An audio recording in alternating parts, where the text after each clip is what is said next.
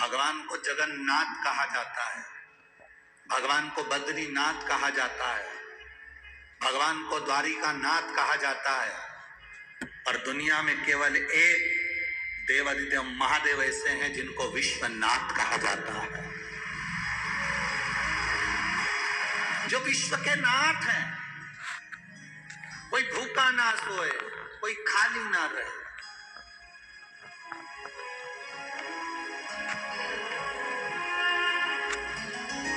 लोग कहते हैं गुरुजी हम कथा में आए हैं, हम कथा श्रवण करने के लिए आए। हम कहते हैं तुम कथा में नहीं पहुंचे, पहले तो ये अंदाजा लगाओ कि आप कहां कथा सुनने के लिए आए हो। कहां पर आए हो? चंद्रभागा नदी के तट पर। जम के बोलो, कौन सी नदी? चंद्रभागा नदी के तट पर। और दूसरा नंबर, हरि विठ्ठल के पावन चरणों में आप कथा सुनने के लिए आए। जो लोग कहते हैं कि चंद्रभागा नदी या हरि विठ्ठल का चरित्र अभी का है या पंडरीनाथ का मंदिर अभी का है, हरि विठ्ठल अभी के हैं, हम उनसे कहेंगे आप स्कंद पुराण, पद्म पुराण, गर्ग संहिता सब पढ़ो, दिल से पढ़ो, उसमें आपको सब कुछ मिल जाएगा कि चंद्रभागा कब की है, कब का ये चंद्रभागा का तट है। या हरि विठ्ठल सदा सदा हमेशा विराजमान रहे हैं, बस उनको याद करने वाला कोई पुकारता है और हरि विठ्ठल दौड़ कर चले आते हैं।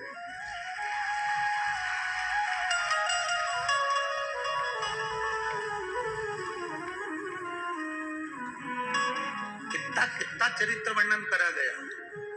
राजा कर्ण की कथा सुनी आप लोगों ने? अरे बोलो, जम के बोलो जरा। महाभारत में कर्ण को पहचानते हो? जम के तो बोलो, पहचानते हो सब लोग? राजा कर्ण की कथा सुनी होगी। कौन था ये राजा कर्ण? कौन था? आप लोग बोले दानवीर।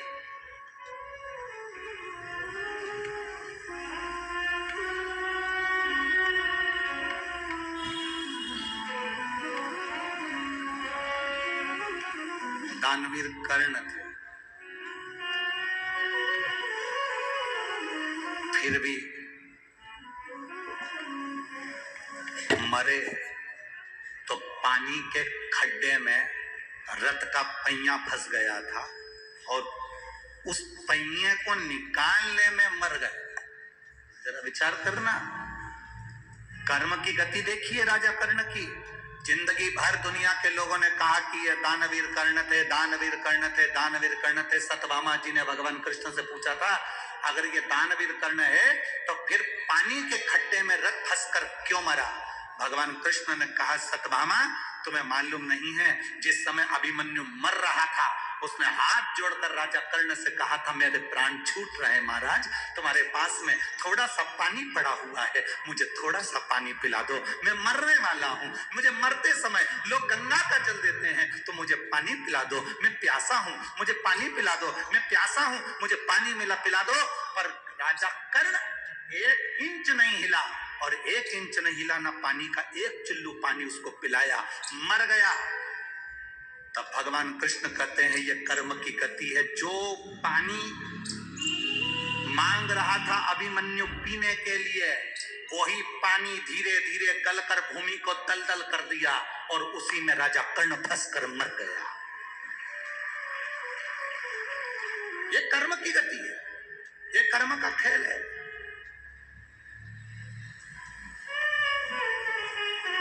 कौन था राजा कर्ण? पूर्व समय में दुर्दुम्ब नाम का एक असुर, एक राक्षस था। क्या नाम था उसका? दुर्दुम्ब। राजा कर्ण पूर्व समय में एक दुर्दुम्ब नाम का एक असुर, एक राक्षस, जिसने सूर्य नारायण भगवान की तप साधना करी, आराधना करी, और भास्कर देव की, सूर्य देव की आराधना करी तो सूर्य देवता प्रसन्न हो गए।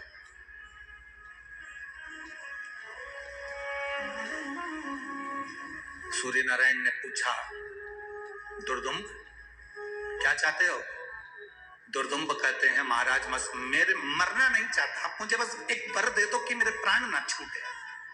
भास्कर देव सूर्य नारायण ने कहा, संसार में जो जन्मा है उसे तो मरना पड़ेगा, जो मृत्यु लोक में जन्म लेता है उसकी मृत्यु निश्चित हो जाती है।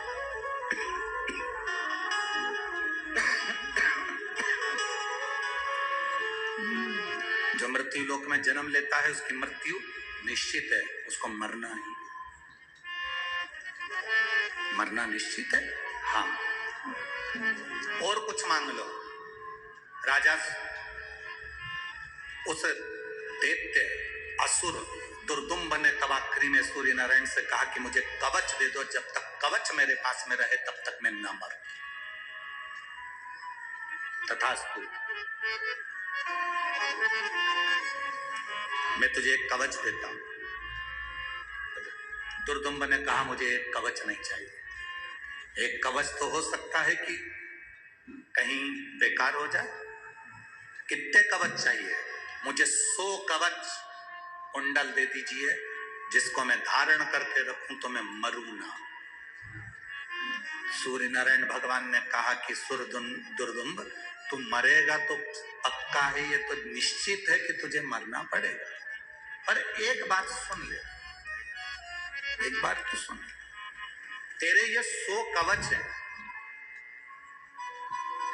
ये कवच जिस दिन कट गए, चले गए, समाप्त हो गए, उस दिन तुम मर जाएगा। तो मुझे वर दो कि मेरा कवच अगर कोई उतारेगा या मेरा कवच कोई काटेगा तो वो भी मर जाएगा। सूर्य नारायण ने कह दिया तथास्तु, जो तेरे कवच को काटेगा वो मरेगा, उसी क्षण मरेगा। ये मेरा वर है तुझे, ये मेरा वर है तुझे।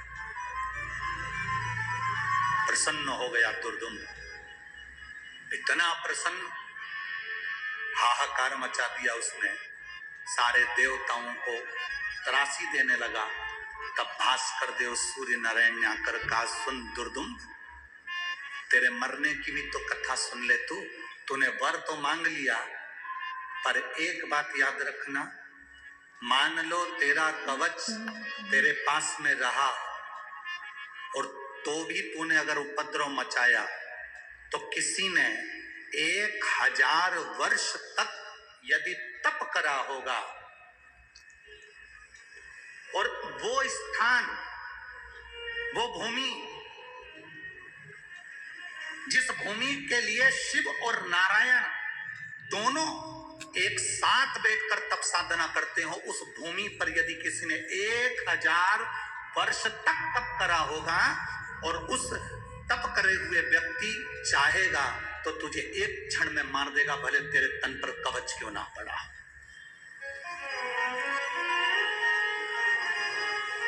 पंढरपुर के सभी माताओं को और मेरी जीजियों को, मेरे जीजाओं को, मेरी बहनों बेटियों को मैं उनके चरणों को दंडवत करता हूं, उनके चरणों को प्रणाम करता हूं कि आप उस भूमि पर रहते हो जिस भूमि का बल कितना प्रबल है।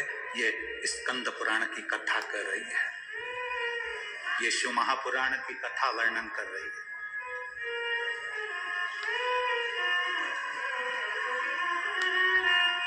आप जरा विचार करिएगा, अपने भीतर जरा उतारिएगा। शिव और नारायण की भूमि, उस भूमि पर जो 1000 वर्ष तक तप कर रहा होगा, उस भूमि का स्पर्श का आनंद कर रहा होगा, वो तुझे मार सकता है। भगवान नारायण का अंश स्वरूप नर और नारायण,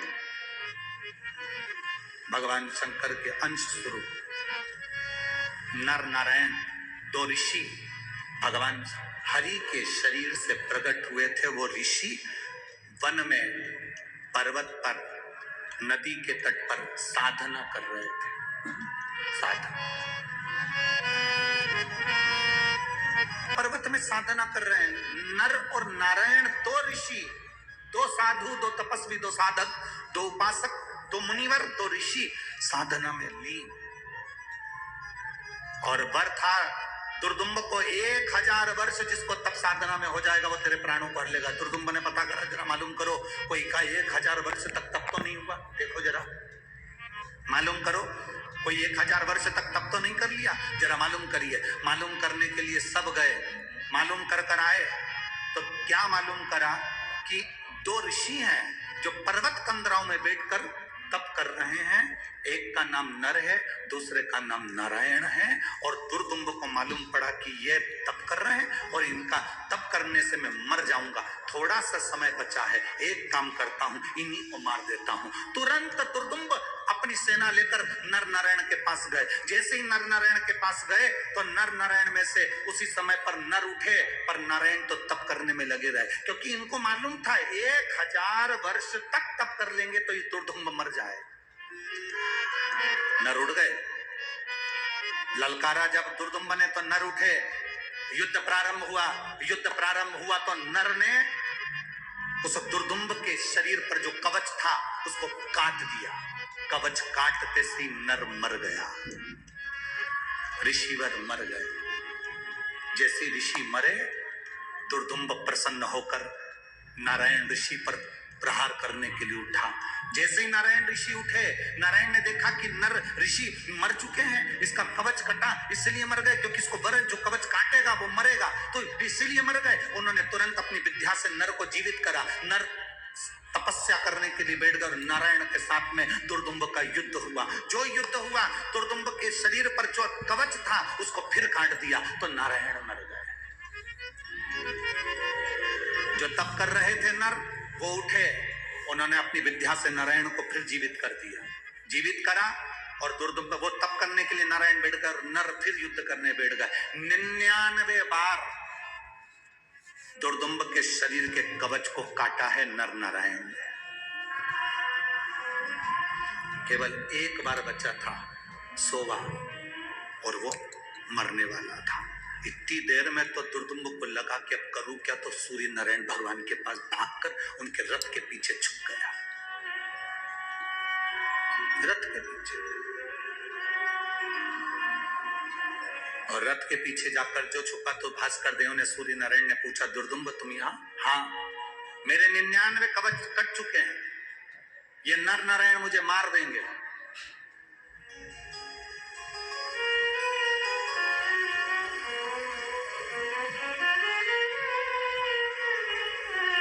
ये नर नारायण मुझे मार देंगे। केवल एक कवच बचा है और वो कवच कटा कि मुझे मरना है, मुझे मरना है। सूर्य नारायण ने कहा, दुर्दुम्ब तुम्हारी मृत्यु तो निश्चित है, तुम्हें मरना तो पड़ेगा। नहीं, मैं मरना नहीं चाहता, मरना नहीं चाहता। ये हो ही नहीं सकता कि नहीं मरोगे। पर एक बात बताओ प्रभु, आपने कहा था कि मुझे मारने वाला 1000 वर्ष तक तप करा होगा तो मारेगा, और ये नर नारायण ने पर्वत में, कंदराओं में, नदी के तट पर जो तप करा, इनको तो अभी तप करते करते मात्र 500 वर्ष, इनको तप करते करते 500 वर्ष हुए, तो इनका 1000 वर्ष कैसे हो गया?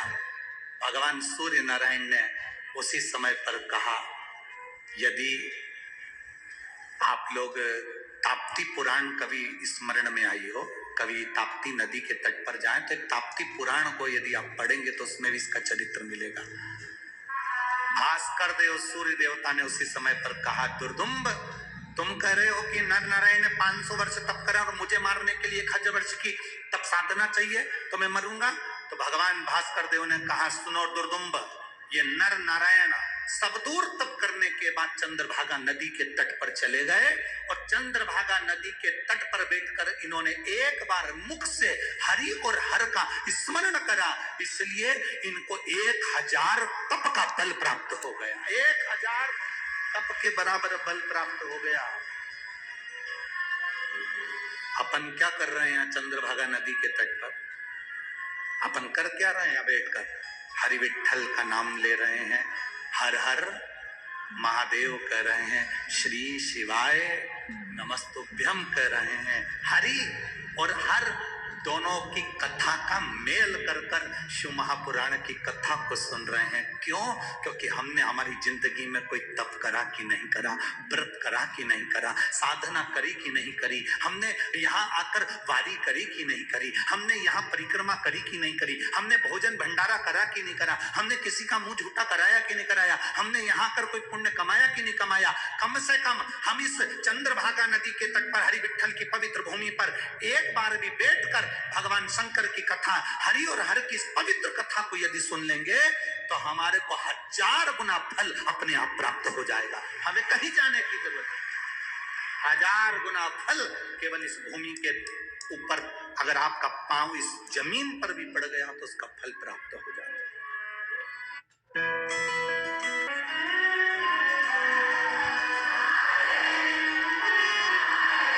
अब सुन लो रे पंढरपुर वालों, जरा कान खोल के अच्छे से।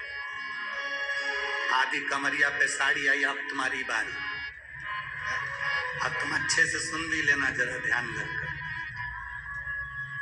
1000 गुना जब यहां पुण्य मिल सकता है तो तुम अगर गलत काम करोगे तो 1000 गुना पाप भी तो मिल सकता है। जब पुण्य भी बढ़कर मिल सकता है तो पाप भी तो बढ़कर मिलेगा। इसलिए पंढरीनाथ की इस पवित्र भूमि पर जब तक रहना, पंढरपुर की भूमि पर जब तक रहना, चंद्रभागा के तट पर जब तक रहना, जब तक आप व्यापार करो मना नहीं, आप नौकरी करो मना नहीं, आप सर्विस करो मना नहीं, आप जो कार्य करना है करो मना नहीं, पर इतना जरूर याद रखना, तुम्हारे प्रत्येक कार्य में हरि विठ्ठल का नाम, महादेव का नाम लेते रहना। क्यों? क्योंकि अगर हमारी जिंदगी में हमने कोई पाप भी करा होगा तो मेरा पांडुरंगा तुम्हें माफ करता हुआ चलेगा, माफ करता हुआ चलेगा।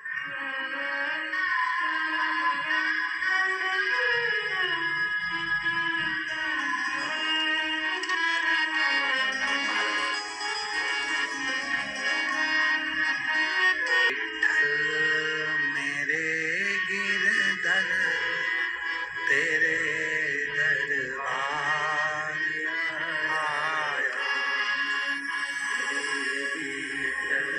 ये भीतर, आपके भीतर भाव जागृत होते हुए उस परमात्मा से अपने हृदय से कहते, मेरे विठ्ठल मेरे गिरधर तेरे दरबार आया।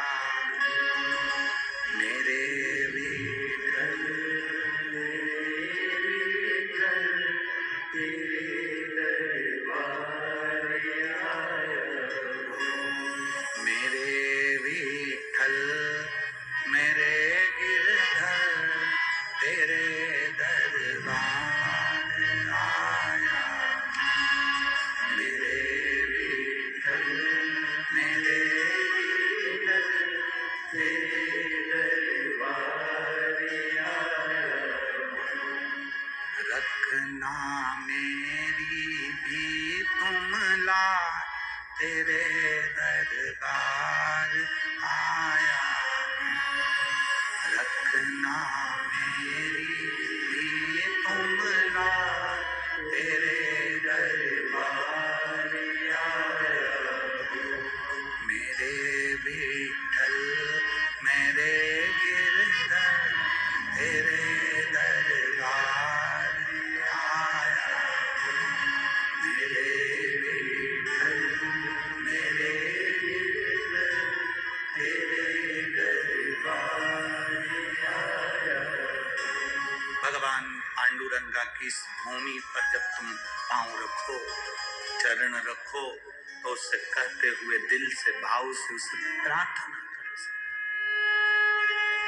यदि यहाँ आने के बाद में हमारा पुण्य 1000 गुना बढ़ सकता है तो यहाँ आने के बाद हम अगर कोई बेकार काम करते हैं, गलत काम करते हैं, तो हमारा पाप भी तो 1000 गुना बढ़ सकता है।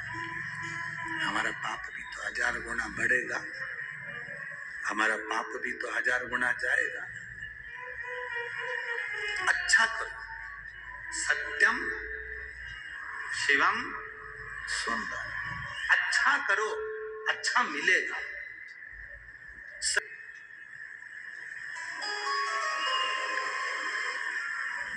एक संकल्प नामदेव जी को हरि विठ्ठल से मिला देता। सूर्य नारायण भगवान ने कहा, दुर्दुम्ब, ये नर नारायण तुझे मार सकते हैं क्योंकि इनको 1000 गुना फल प्राप्त है चंद्रभागा के तट का। चंद्रभागा के तट का 1000 गुना फल प्राप्त है। मैं आपकी शरण आ गया हूं, अब मेरी रक्षा करो। जैसे ही नर नारायण को क्रोध आया और उसको मारने के लिए आतुर हुए, सूर्य नारायण ने नर नारायण के हाथ जोड़ लिए, आप इसको मत मारो, मैं आपके हाथ जोड़ता हूं, क्योंकि ये मेरी शरण में आ गया और मेरी शरण में आने वाले को राम, मेरी शरण में आने वाले को मैं मरता हुआ नहीं देख सकता। ये मेरी शरण में, आप इसे मत मारो, आप इसे छोड़ो।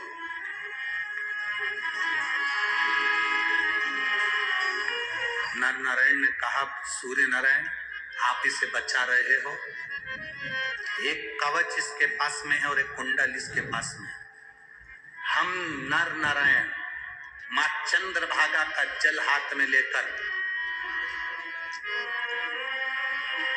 इस दुर्दुम्ब को श्राप देते हैं कि ये मृत्यु लोक में कर्ण बनेगा, कर्ण बनकर मृत्यु लोक पर जाएगा। अंत समय में इसका कवच और इसका कुंडल इसके पास में नहीं होगा, तब तुम भी नहीं बचा पाओगे और मरना पड़ेगा, इसको मृत्यु होगी इसकी।